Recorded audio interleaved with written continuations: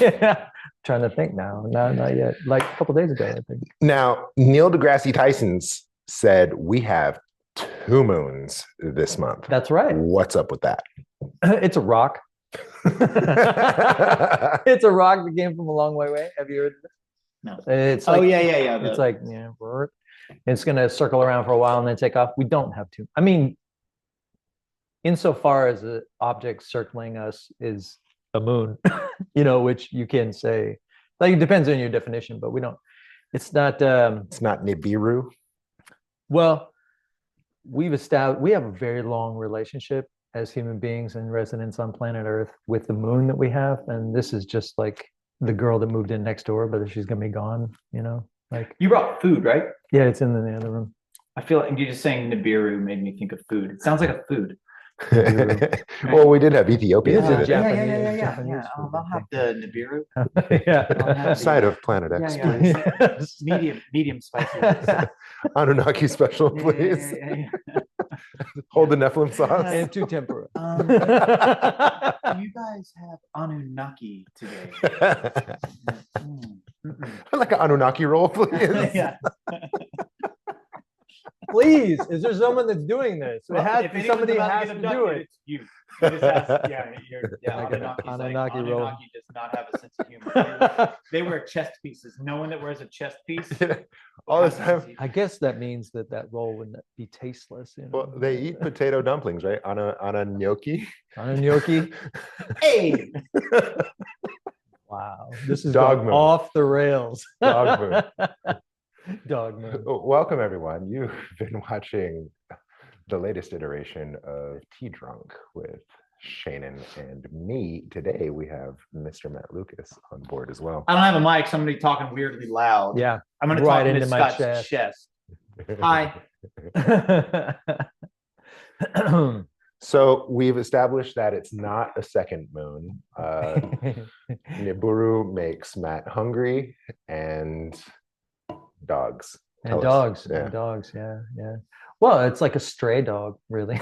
The moon that we have, like a little stray dog, that won't be with us for much longer. I think it's only with us for like a couple months or something. I'm not sure. And it's all about relatedness. I mean, a huge part of who we are. It's like that one guy that did the podcast, the Emerald, and he talked about the moon, the influence of the moon, as to, you guys got to hear it. It's very good. I highly recommend it. I haven't heard a lot of his stuff, but the one on the moon is actually quite good. Did you just... guy who did the Emerald, the podcast.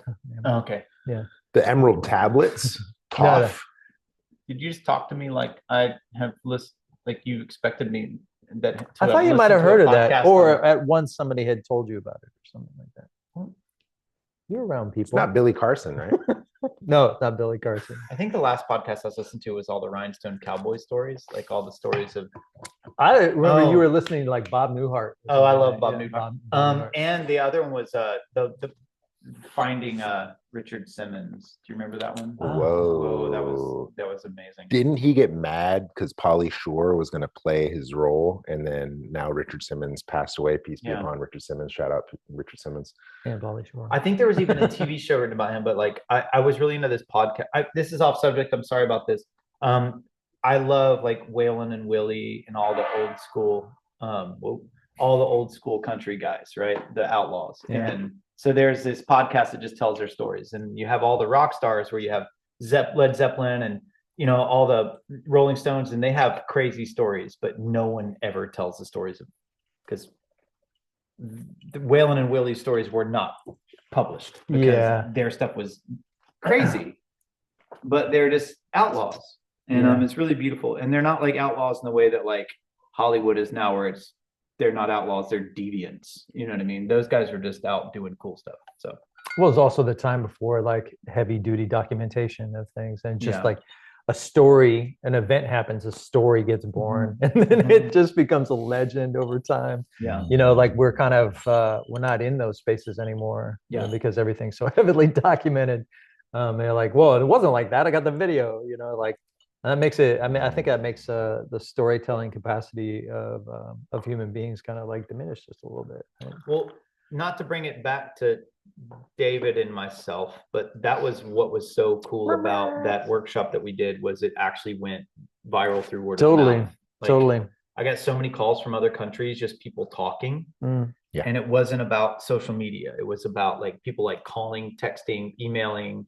It was so many other ways. Like, yeah. So it was I think a lot of people talk back, rightly so, in a variety of ways, like the distractibility in social media and what it degrades amongst our connection. But there's no chance that we lose those things. They just get delayed, or maybe we're dissatisfied. And I think the reason why we complain is because we are. I look at that as like, if we're complaining about it, that means we're complaining from a place of dissatisfaction. Our nature is intact. Like, just because we have these tools that distract us from one another, everybody's talking about how they're distant. So at the very least, they're actually feeling something that's missing. Okay. So I don't think it's just more evidence of the fact that we won't ever become, Matrix. Not possible. Like, it's like that's a fantasy, and there's a place for fantasy, but like we should understand our nature. But like, because we don't talk about that on the regular as to what we are as human beings, then we can kind of get captivated by these imaginary stories of what we might be. I'm amazing. I talk about it all the time. What are you talking about? How amazing I am. How amazing? Clearly. Yeah. I talk about how amazing he is all the time too. So what you're witnessing right now is a big part of Dogma. Like, is this kind of like, getting around the campfire, like kind of storytelling, just talking, like connecting on this very intimate level. And you notice that it's not like done in a music hall. It's actually a small group of people just like having intimate conversations about whatever they interest them. Doesn't necessarily have to go in a particular direction or even be purposeful or generative in any way.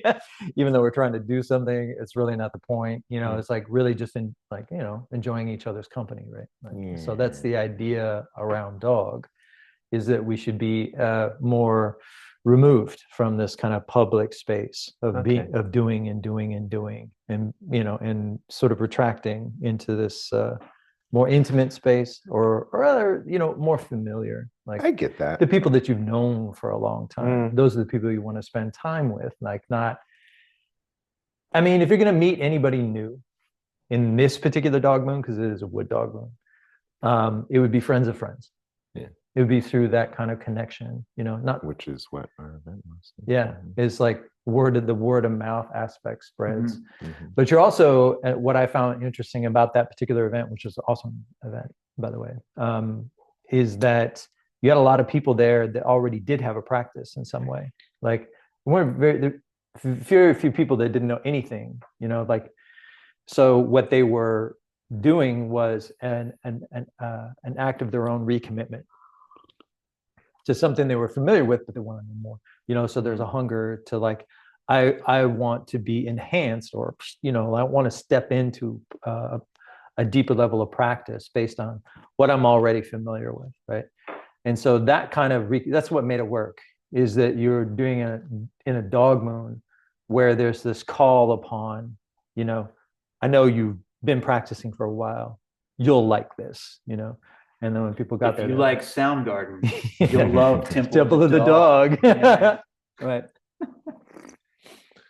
Well, and it is that kind of recommitment that was really very much available. I really liked how you were talking about the intimacy of dog, and how, the close gathering of dog. It reminds me of how Ming would talk about the dog's favorite place to be is at the fire at the feet of his master. Right. And that really touched me. I'm a dog hour, and Earth Dog Hour. Shout out Earth Dogs. Dog. The doggiest of dogs. And I can't tell you how many photos there are of me around the world, of me at the foot of my teacher massaging his feet, because every single day after practice, I just yeah. And so many people have taken those photos, and so it really rung true. And so I like that idea of intimacy, close-knit, togetherness, and not even really up to nothing, but just together.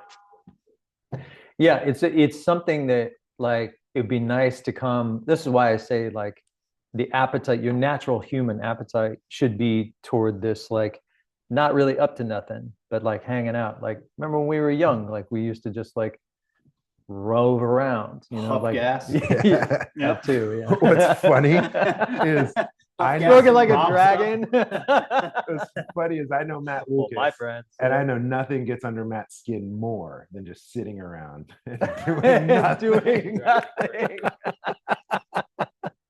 Whereas, like, I'm a pig. Well, it's interesting because I can sit around and do nothing alone. Like that's my thing. I like to be alone.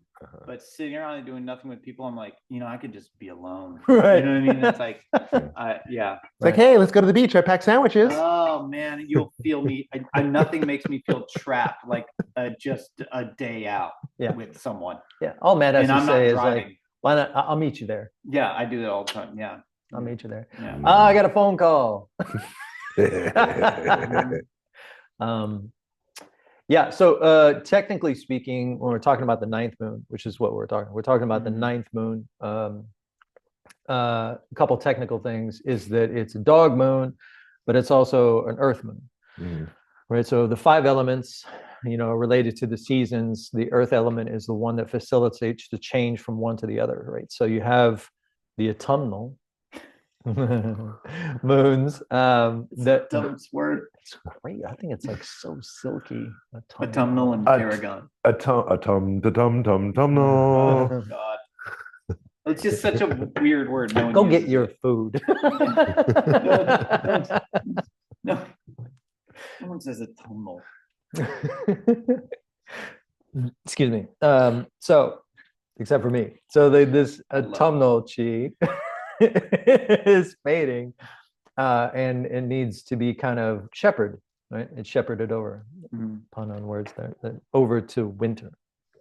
And so that's what we're doing. And so Earth arises and helps transition the chi from one place to the other. So you have this kind of a harvesting quality that we've been doing for weeks now, and then not just harvesting and bringing in, but we're also kind of discerning and figuring out what we want to store, what we want to get rid of. Like harvesting is not so much everything you accomplish, it's everything you do. Right. So not everything you do or have done over the course of this year, you really want to keep, right? Like, so some of that stuff you've already forgotten about, but here's just the opportunity to kind of like sweep it aside and be like, that's over. That was the, crazy summer. And now I'm into, these 4 things. So I've harvested and I'm storing these things that I'm carrying forward with me into the winter, or we're carrying forward together. Cause like no one stores just on their own. Right? Everybody's storing together. And that's the whole purpose and understanding of this kind of tribal orientation of the dog, which is to go from this kind of extended, and we've been bringing it in. And now it's not even surface level. It's much deeper than that. So there's, generally speaking, I would encourage anybody listening to this, look around. The people that are closest to you have some fated relationship with, either through partnership of teaching, some sort of momentum that you've built together, either through this year, but it's probably been years and years and upon years that you have this momentum that's kind of coming forward. So this is the momentum that's going to just carry you through the winter. So get used to it. There's no more generating anymore. That's the idea behind locking and bringing it all home to the storehouse. The image of the storehouse in the ninth moon is that it gets tallied and locked. So you know what you got. That's going to get you through all the way to 4 months from now in the spring. Right? There's a qigong for that. There's a qigong for that. Lock it away in the storehouse. There's a qigong for that. Take inventory of what you got. Lock it away. There's a qigong for that. Okay, so real quick, qigong, very, very easy one. Okay, so right hand is for the ladies, left hand is for the dudes. All right, and the way you remember 50-50, women are always right. Okay. And so what we're going to do is we are going to take inventory of what we got, right? So men, you're going to embrace that which you are. You're going to embrace your left. Women, you're going to embrace your right. And basically, you just lay it right over the navel, right? So dudes, left hand down first, right hand over, and lock the storehouse, right? And you would just breathe and feel the belly expand with breath. Right? It's really, really simple. We'll just sit and observe. If there's any special thing that we do here, would be taking note of your what's called the Lao Gong point, pericardium 8, where you shoot your fireballs from, right in the hollow of your palm. Let's see where I can get it in the camera, right in the hollow of your palm. You would just kind of align those one over the other, right? And just put that just under your navel. And the shape of it, the placement of it should make a circle with your arms, right? So not too high, not too low, right? Just comfortable to you, this nice circle. And that's putting a lock on the storehouse. And so 10 breaths, 10 minutes, 10 days, however long. It's kind of like a negong, huh? Yeah. And also perfect for this time of year, fall, winter. Yeah. Do it before you go to bed. Yeah. Definitely a nighttime. Do it before you go to bed. Because there's the kind of invocation too of your inheritance. Because as the dog operates, it's always with momentum. So as amazing and bright as dragons are, expansive in the universe, you basically the dynamic force, of heaven, as deep as that is, as amazing and expansive as that is, dogs are equally as deep on an ancestral level. So Ming would always say, you're the live wriggling end of a long line of dead people, right?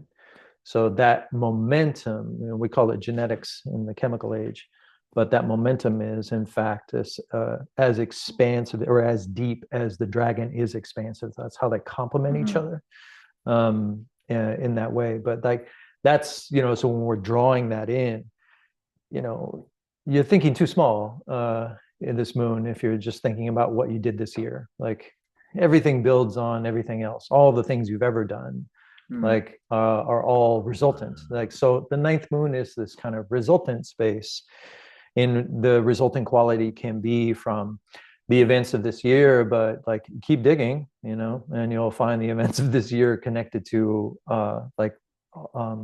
decades. And then from there, the appetites that you carry, having everything to do with like the inheritance of your physiology, your blood, the memory of your blood, because all the intelligence of your ancestors is carried in your blood.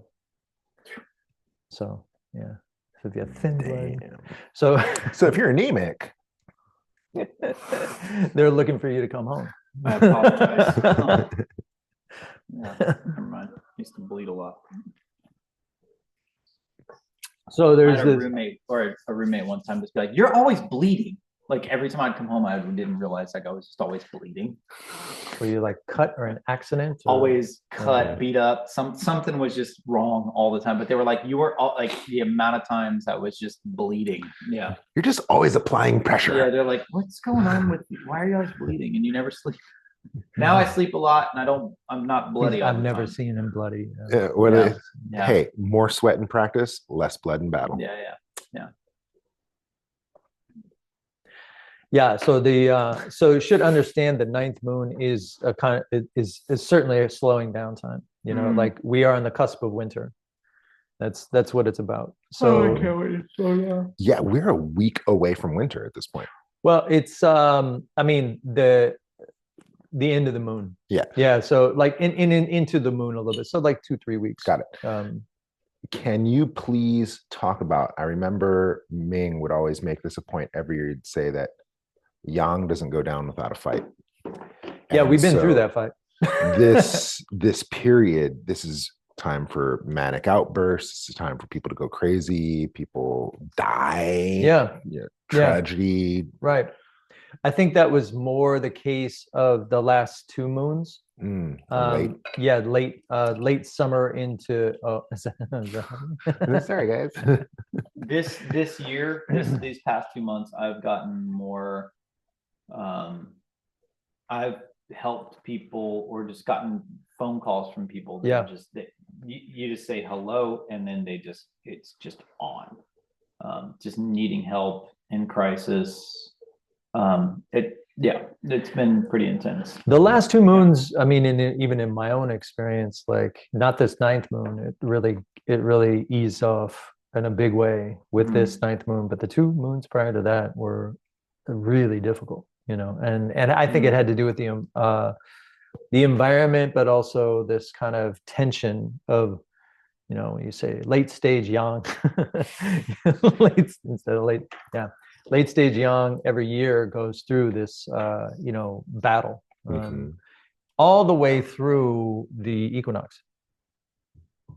But once the equinox kind of falls over, there's still, but at that point, it's Yin's taking over. Yin's kind of like slowly, moving. And so when you get to the ninth moon, at least this particular ninth moon, we're really on the verge of Yin really taking control, and then starting to really introduce this kind of, radical slowdown instead of the suggestion.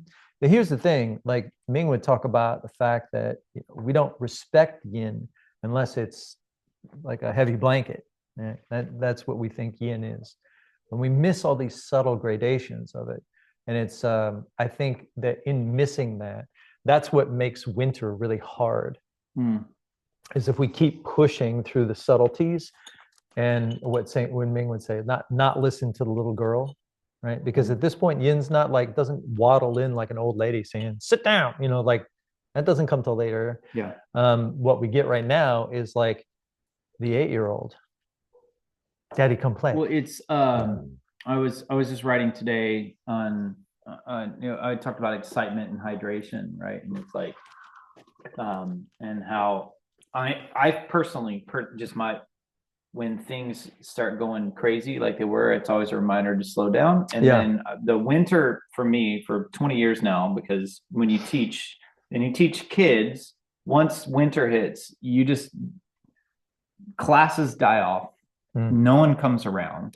Like practices just disappear. Like people don't practice anymore, like especially through the holidays, right? Because they're like, I want to practice. Oh, but I got family in town. This starts happening. And so it took me 10 years to realize like I need to save up a storehouse to get through the winter. And then winter was strictly a practice of trust.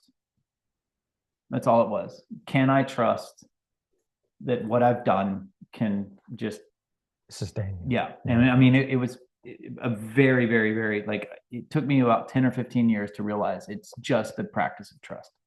And that's where we are right now. It's that like kind of like, all right, well, I got what I got. Because it's kind of too late to make any major changes. So even if there's still action happening, you're not given your summer all, like, unless you're like living off stimulants. And in that case, you are kind of creating this fractured condition, because you're not allowing yourself to kind of like stop. I've had to do this in the last week or so, 2 weeks, where I'm just like, my mind is still going. And like, finally I'm getting to this habit of like, just close your eyes, lie down, just close your eyes and lie down. Just do it. Just lie down. Just lie down. And I just lie down and close my eyes, and boom, 10 minutes, 15 minutes out, I was gone.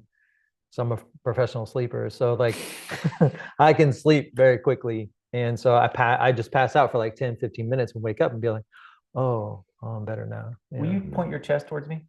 You guys want to know Scott's phrase that I've known Scott for over 20 years. Yeah. And he says, good news sleeps till noon. That's right. Good news sleeps till noon. You know where I got that from? Cowboy Junkies. Oh, Cowboy Junkies. Cowboy Junkies. Cowboy Junkies. Is that where have all the cowboys gone? No, that's Cowboy Junkies. That was on. I'm trying to remember the album. I can't remember the album, but yeah, I was a big fan of Cowboy Junkies when I was a boy. So the idea is this kind of rest and economy, like slow, like moving less and less and less, caring less and less and less, like That's easy.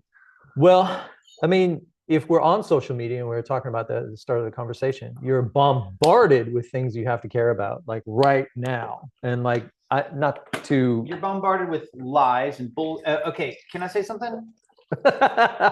This is about social media. Like, I do body work, and I do it's mostly emotional mapping stuff. And one of the most important things that has been in dialogue this past couple months is look at everything you're doing.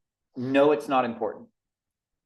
What's important is the relationships it creates, because none of us are doing anything that really is needed. Right. None of us are saving lives. So the only thing that really we're creating, whether we're making bubble gum or, whether we're in tech, if we're not making good relationships with it, you're wasting all of your time and others. Right. So that's the thing. And I mean, I remember doing that in a TV show, laying someone down in a parking lot, talking to a movie producer. Yeah. And when I had that conversation with her, she literally fell asleep in a parking lot in New Orleans on my hands, on her back. Because I was like, this isn't important. Are you making friends? I was like, because if this doesn't get made, the world will be smarter. And she was like, just fell right asleep. Because we have to understand, it's the relationships we make, because none of this other stuff, none of us are doing anything that really needs to be done. Well, the ninth moon reintroduces this concept that you're speaking to that comes from the spring, which is Ganying, right? Oh, this Ganying. Is Ganying, which is autumnal thing. Which is reciprocity, is this notion of reciprocity. And we have too much of a moral kind of assignment that we give that term reciprocity. For Ganying, in Ganying, it's just always happening. So whatever the relatedness is, you can return that person to do people like you? Are you having fun? You can return them into their own experience, which then evokes this sensation of sincerity, whether or not sincerity is happening. And this is the place when we were talking about yesterday, Cheng, this notion of Cheng, which is actually a really, really huge idea from the Confucian standpoint of the Tongshu. There's this notion of Cheng, because Cheng itself means sincerity. It means that your words match your deeds, and you have this kind of connectedness with your where being goes to doing, right? So there is this kind of sense of expression, because you can find your being in your doing, right? And you find that through Cheng. You find that through sincerity. And as it turns out, it's like Dao De, because nature does not lie, right? You don't, as I heard Ming say, you don't plant corn and get rice. You get, it's pretty WYSIWYG. What you see is what you get. So nature itself is not duplicitous, right? So if we too are not duplicitous, if we too have this kind of sincerity, it's not about whether it's a good response or a bad response. It's just a sincere response. This is where I'm at. This is who I am right now. And I think that's very much available in the ninth moon, and really important, because you might have some ideas about who belongs or who I want to be close to and what's in my orbit as I'm headed into winter, but they may all be really strenuous and bad for you. And it may require you to deplete yourself to such an extent that you don't allow the darkness of winter to nourish you. It becomes something you have to resist. It becomes some darkness that you have to defy, rather than allowing it to permeate you. We put up Christmas lights everywhere, and basically declare summer in the middle of December by being super busy and doing all these crazy things that, if you're sincere, you'd be like, don't really want to do it. Do I have to do it? No, you don't. So if you don't do this in the ninth moon, this is, I think, very important. If you don't do this in the ninth moon and find that place of sincerity, what it is that you're actually dedicated to, what you can commit to, then when you get to the 11th moon in the pig, you're not having any fun. And you're equating your enjoyment still to things like accomplishment or acquisition.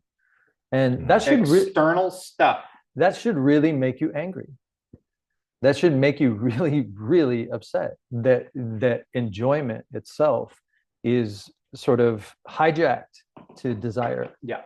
Right. And that's not what's available. Not the 11th moon, the 10th moon, the pig moon is about enjoyment, but not about desire. I mean, it can be, but it's much deeper than that. But if we don't have these kinds of safe boundaries, and I know how much I got stored. I know what my routines are. Like I've got my crew. Like if you don't allow that kind of place to hibernate and feel secure, the door is not locked, then you're kind of always in this position of having to continue to acquire. And it's no good. It's no fun. Yeah. Can I say something? Yeah. It's my favorite phrase of yours. That's a Can I practice. say something?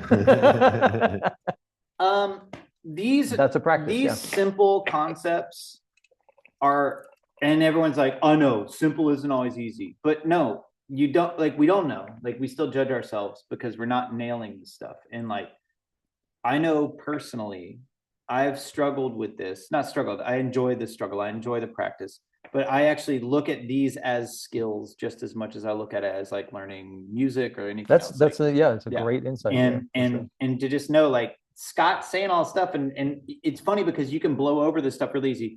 The secret of life is align thoughts, words, actions, and breathe. Done. Right? It's like, and good digestion. Sleep. And it's like that. Just take a nap. And then so from birth to death, once we get intellectual, we just overcomplicate things until we go back to simplicity again. Yeah. And so like these concepts are an everyday practice. I mean, that's why I'm always writing, and that's why, I mean, every day I'm just reminding myself, like, oh yeah, a line or whatever. Yeah, well, I mean, it's absolutely fair considering the fact that we're under assault by a culture that's constantly encouraging us to be aggressive. Like at every, I mean, just saying, like alpha male. You always have to be in a place where if you're not meeting your goals or you're not striving for some kind of accomplishment, we can never, we can never like actually just accept whatever our condition is. Like, I mean, right? Like we're done. Like, can we say we're done? I don't have any more growth. I'm not going to be saving anymore. I'm kind of done where I'm at, so I'm just kind of like settling in, with what I got. That kind of acceptance is like, sounds like a loser, doesn't it? Right. It would be that kind of acceptance would be like, okay, loser. You want to know the easiest way to spot a beta? They call people betas.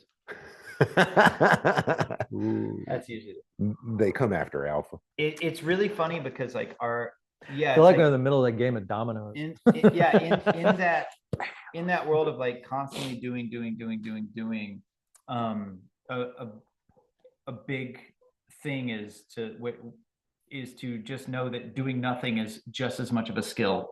Rest and that can also be cultivated as a skill. But here's, I mean, the issue that I have with that, at least in how that's been played out and utilized, is that it's meant to be either stress reduction or it makes you more effective in the long run. And the kind of stillness and doing nothing that is part of this tradition is not concerned about any kind of empowerment at all, right? So like it is just like being done. But that's the trust, right? By stopping, things grow, but it's like, but they grow in a way that you can't control, and they grow in a way that is sort of a result of what you've That's Dao De. Yeah. That's Dao De, right? Dude, that's not Dao De. Dao De. Duh. Liu Ming used to tell me, make rest your kung fu, because he knew I was about that fist, and he knew I was about that training. Right. And I couldn't rest. So he had to frame rest as the training. And what I love about listening to him now is that he would be like, he's like, I feel like I'm the only one in North America that's advocating for people to rest. But the fact is, there are other voices out there especially since the pandemic. It's a 4-hour work week that have been going after this. Like, you need this idea of grind culture. You need to like constantly be active. No, rest, stop. And so I think he would have been really happy to hear all that, In the physical world, I know when I take like a week off, I come back way better. Yeah, totally. Yeah, without a doubt. Well, even like medieval peasant class, it was like 2 hours, 3 to 4 hours work a day tops. Right. Right. The rest was... And then the rest napping. is spin class. Right. So, in my little zoot suit. Now you guys ready? So the image in the ninth moon is to go back to the roots, right? And like the leaves coming off the tree. So like drawing all the chlorophyll in and going down. And the dragon, the dog moon is the time where the dragons disappear.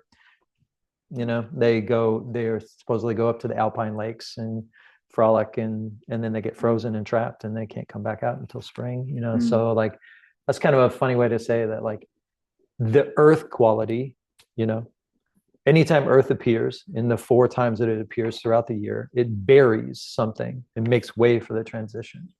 So in this case, it's burying fire. It's finally burying the fire of summer so that you can transition to water, which is the winter moons. So in practice, what I like to talk about, like we did this in the workshop, but it's like you learn something, right? And don't take notes, don't do anything. Now winter's here. So now you're just inside and you practice what you can remember, period. Right. Like that's it. And just do that. And that's what you kept. Right. That's what you stored. That's what you're present to. That's all. And then by sitting there and just kind of feeling, things start popping up, showing up. Yeah.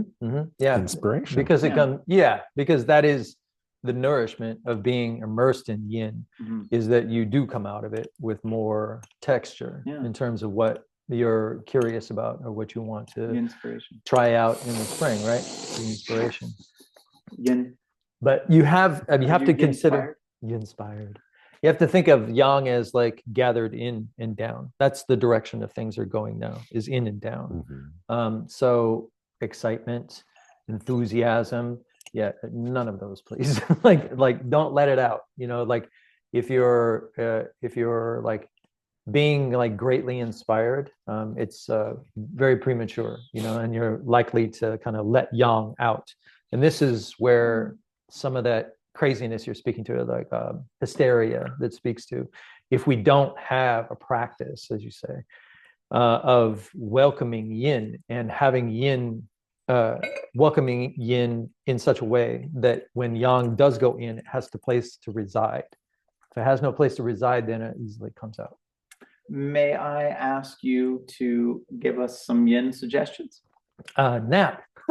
I mean, of course, I'm going to say more to life than napping. No, napping is great. I think that sleeping in. Sleeping in, nourishing. Like people should be getting fatter. They should be eating more good food. Healthy fats. Yeah, like get checked out by your doctor. And stocks and stews. Yeah. Having more than one helping. No salads. Cook food, please. No salads. Take that, vegans. Yeah. Oh, they can eat cooking coconut oil, like whatever, but no salads. Your salad. Yeah. Cook foods. So nourishing, hanging out with people, like trying not to do too much. Alone time, very much so.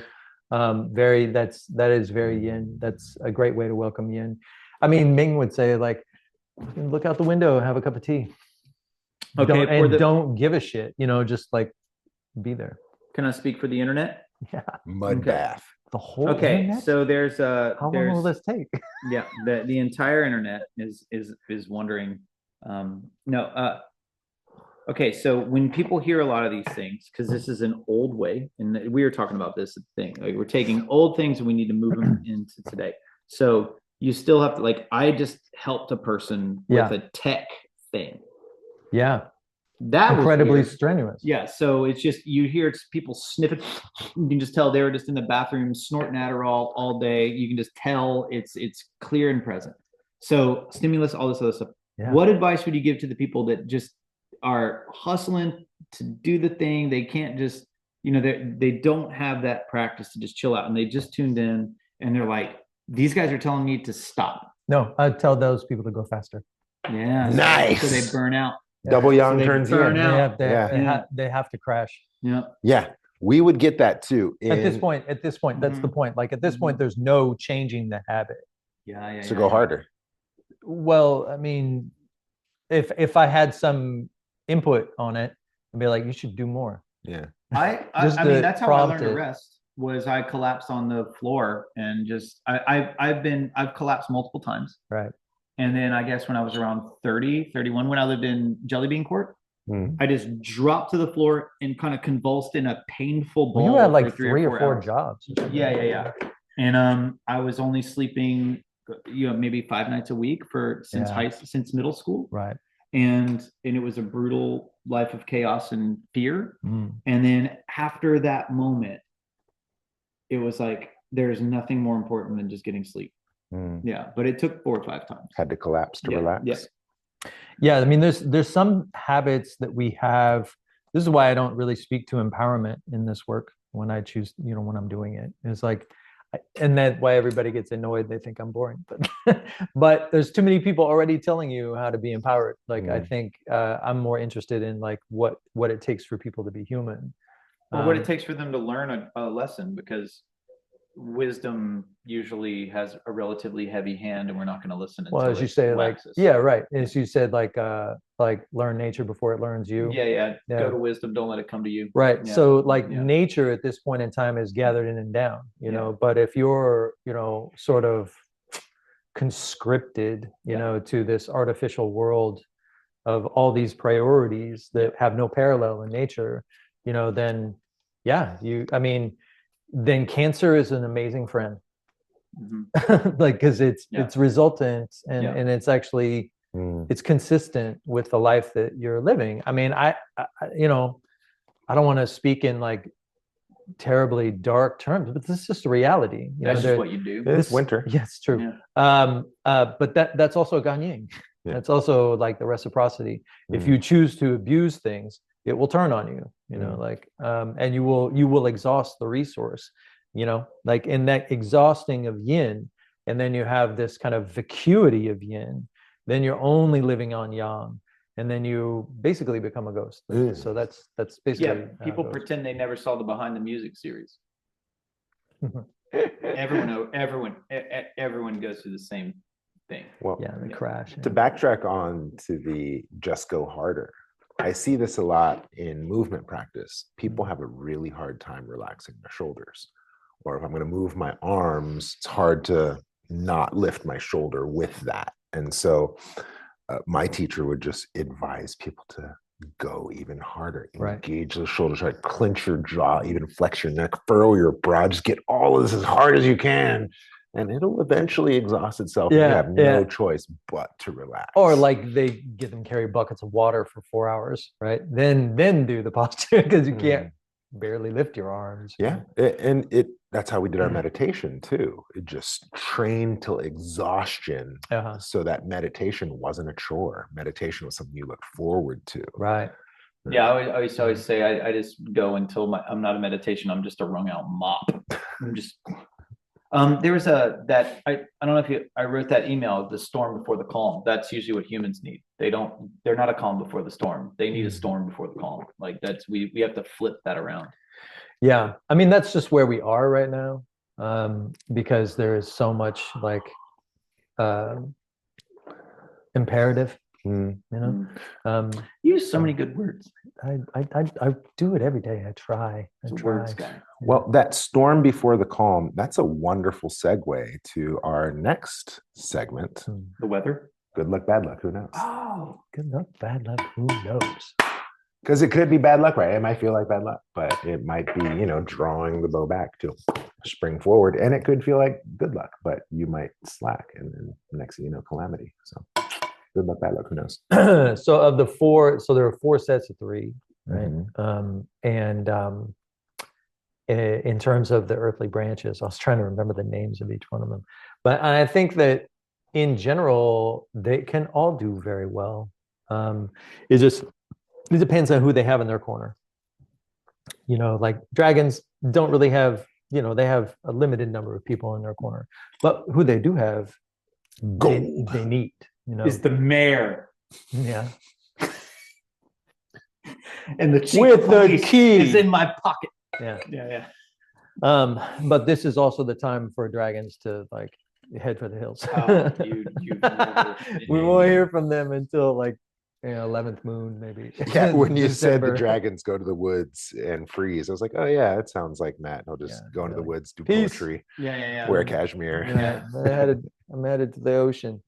It's funny because like people accuse me of being very young, and I just remember talking to these people about Burning Man and festivals, and I was like, y'all are the ones out in the sun dancing. I'm the one inside. Yeah. I go, but you look at all these little Shakti babes running around in the sun, dancing all day to loud music. I'm like, y'all are like a monster truck rally. I'm inside writing poems all day. Like that's as yin as it gets. Right. Yeah. I'm eating healthy food. Yeah, I feel like yeah, it's like Burning Man ain't nothing but a NASCAR situation. It's just the same thing. It's just all Yeah. young. Can it get more young than a fucking man on fucking fire? In the middle of the Yeah. desert. Yeah. As it turns out, that festival, I have been to it, to full disclosure. But that festival occurs in late summer, and also on Oxbow weekend. Like man always burns on an Oxbow weekend, which it's technical terms, but it's like it's ghost upon ghost upon ghost upon ghost. I mean, it's basically a hell realm. Burning Man is a hell realm. All the traveling that I do, Don't. I just have this funny thing about like Please don't. white people and their need to stand in full sun all the time. Yeah. Like whether they're kayaking, playing frisbee, golfing, Burning Man, hanging out in the desert. Like for some reason, it's like whenever you see a field with no shade, Yeah, there's it's gotta be a somebody bunch of white boys. Playing volleyball. shooting Yeah. guns. Yeah, I don't Yeah. know what it is about it, but it's just a thing. So just think about that. Yeah. Well, it's there are other things that live there when humans don't go there. Yeah. And those other things that live there are not humans. So they're when you come there and you set up all your stuff and you get crazy and do a bunch of drugs and engage in all this like reckless behavior and then set things on fire, it's like their high holiday. Yeah. Like Sounds so like Tuesday. they're super into it. Yeah. So when we're talking about the 12 earthly branches, it tends to be the ones maybe that do not so good are the persevering, Horses, tigers. well, horses and tigers can do very well as long as they're in a place where they're like if a horse is in a situation where they're taking direction, they thrive right now because they're getting direction from people who they really are connected with. And so they're probably helping a lot of people. Horses are helping a lot of people this moon. Yeah, horse, tiger, dog. Yeah, and they're having, so dogs, tigers. Tigers probably have a more select crew. They're getting, but this should be the dog moon should be the tiger's cue to also disappear, right? To also kind of, become much less available. Like they have their kind of cohorts of people that they find resonance with. The tigers can be social, but then after this, it's kind of like peace out. It's the same thing for dragons. Rats can function, but they may find that there's a lot of neediness because they are very practical, resource oriented, but very social. But some of the dog's demands can be a little bit weary for rats. So rats are the ones I would say might have the hardest. They have to adapt, like they're basically taking a bunch of social cues and not sure how to handle it.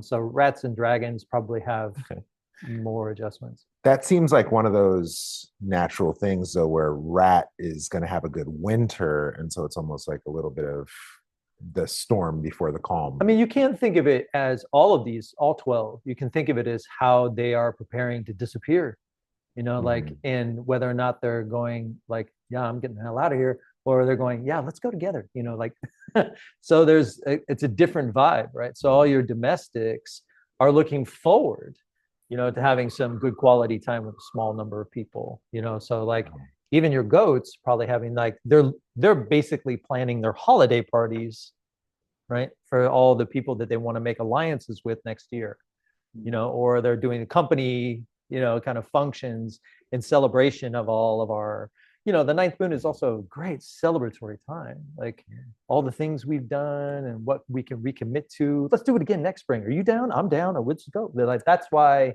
your guys' workshop, when it was done, you're basically setting the stage for next year. Oh, yeah. Right. And all the transformations that people want to make for themselves. Thank you for the affirmation. Through practice, right? Because the ninth moon doesn't care. The ninth moon, we're all about acquisition and product.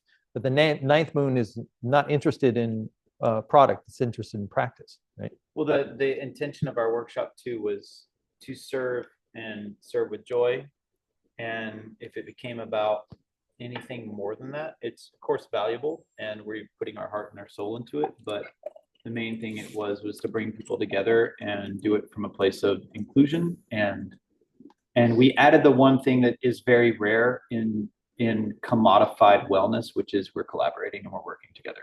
Yeah. And that's very important, I think, right now. Yeah. Yeah. Yeah. That's our cutting edge. So that's the recipe. way I would sort of frame how the 12 animals do is in terms of people who are looking to like escape monkeys, even roosters to some extent, you know, like I'm really looking to like narrow down the people I want to talk to, you know, like that's what I'm fixated on is like, I want to narrow down my like engagement. Can I give you props? Oh, yeah, of course. Scott's been nailing this moon. He's been showing up with food, and he's got this really cool new True. car that is like giving people rides. chill. Yeah. I mean, Scott is made for this. Well, it's interesting. I do notice. I mean, personally, I was been like, okay, I have to get there on time. And like when I picked up Pay, those times, Yeah. what's that Pay? Shout out like, Pay. He's the shout homie. out Pay. I was like early, you know, or like right on time. He's like, what's going on here? Like, you know, because I'm not usually that way. So like it's a really good opportunity to actually show up in service to other people. So I mean, if we're closing with anything, it's also like, how can you be generous? Because you're likely to be generous to the people who've been so generous to you. So there is this kind of reciprocity again, where we're like basically looking after each other, because that's what we should be doing. We should be knowing who's on our team and how to care for them. And if we have questions about how to care for them, we should find out, you know, what they need to engagement, like get together with them, right? So there are the domestics, like your rabbits, very good at this, pigs and dogs, as well as the goat. They're flying high right now because this comes naturally to them, you know, just to be like, hey, you good? You need anything? You know, like just that, right? Just asking the question, even if somebody says, no, I'm good. Thanks for asking, you know, like, so take your friends for granted and then also surprise them, you know, like if you have friends, consider yourself to be really lucky, you know, like the people who are actually really interested in what's going on with you. If they ask you, thank them, you know, like, hey, thanks for asking. I appreciate that. I'm all right. You know, like little things. Like this isn't like a big time of accomplishment. It's about like sitting around and, you know, spending the first few minutes of a video just shooting the shit as a like demonstration of what it is to be in the dog moon. Is this kind of like not really trying to make anything happen. We're just here, you know, having a conversation. That reminds me of Ming's stand-up when he talks about the 12 animals and there are characters and the dog's like, I want to help. I'll help. Yeah. Just that. Yeah, that's it. You know, like there's not much more to it. And then he goes a bit huge and then comes all the way around back to the dog. He's like, okay, well, I'm down. Like, I'll help. Whatever you need, you know. And the pig's gone like, what do you say? Well, it should be comfortable, right? And tastes good. Tastes good. Have comfortable seating. What is monkey? What would monkey be doing this? He was in that a monkey in a dog moon. It really they're sort of in between, which is, you know, not unusual for them. Like they're not gonna disappear like a dragon, and they're not going to be so immersed like a rat. So like a monkey can kind of straddle the fence between this kind of solitude and caring for others, right? So it makes their situation way more complicated, you know, because they're kind of juggling the emotional needs of other people typically. Yeah, so maybe I should take on 7 disciples. Yeah. You should. Good call. Yeah. The oxen, you know, they're not noticing, you know, they're basically they're constant, you know. So they're just sort of like they're constantly available and carrying tons of weight. So that might feel a little bit more emotional at this time, but it's not like they're going to really notice. And then snakes have already disappeared. By and large, they've already like mapped out like their exit strategy, and that's very good because Pig Moon is just way too vulnerable, you know, for them. So they should kind of be where they can sort of disappear And I think that's everybody. What would Ming be doing right now? Cooking. Yeah, probably cooking, hosting, sharing. And saying no. Yeah, you would probably be saying no a lot. It's funny because I've been saying no to most things, and then since I'm here to work on this thing with you. And normally I'm like no, but then the closest people in my life I've been in need right now. Yeah. And so in this time where I'm like, I'm here, everything's a no except for, and then I'm like, never mind. Everything I need to do for myself and because these people, it's very close in. It's very close in. Yeah. I think you'd be telling stories. I mean, like there's a lot about there's a lot about Ming we don't know, like in terms of like his personal history. And, I would imagine that if he were still around, he would be attending to that a lot more. Or even the students he was close with, making like small intimate dinners kind of thing. And trusting, as you say, like that he has what he needs, through the thing. Yeah, y'all reach out to your people in the service business because around this time, their life gets very intense. Yeah. And also very vacant. So people just leave. So people that rely on others in order to make a living.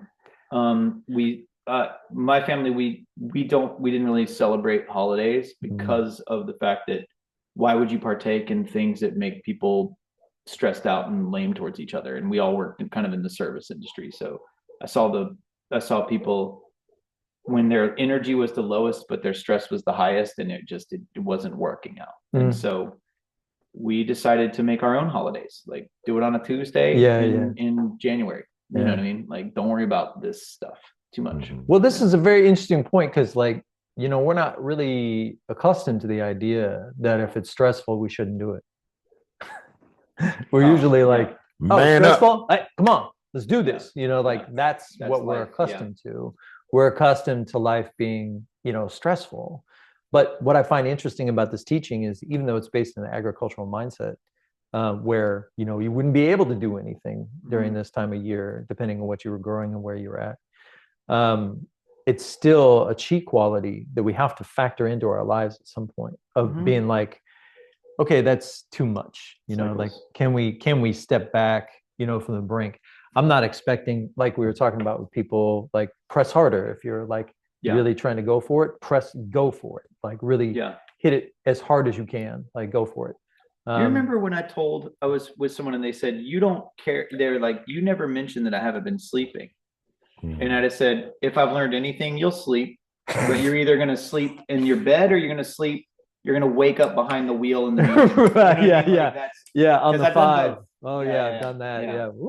I woken up right in the median, towing a trailer, doing 75 miles an hour, about ready to flip over, and you're like, oh, I should take a nap. I should pull over. Yeah. That's so, reestablishing those natural rhythms, I think, is a big part of what yin invites us to do. And right now it's at this kind of subtle level, but it's about to get more heavy. It's about to happen where that heavy blanket, actually, you do feel the heavy blanket. But the key thing for me is, in this presentation, is that don't wait for the heavy blanket, because then you're going to be fidgeting underneath the heavy blanket and you're not really going to be able to allow it to come in. Restless leg syndrome. You're going to develop those conditions, like where you're like, come on, like all the desire of like getting ready for, this next thing. And like, stop, like, forget it. Well, here, stop and forget it. That's a great segue to recap. Let's see. We've done the auspice for the month. We shot the shit. We did the qigong. We did good luck, bad luck, who knows. We did what would Ming do. 28 types of slow. Yeah, what type of slow? What's the slow of this season?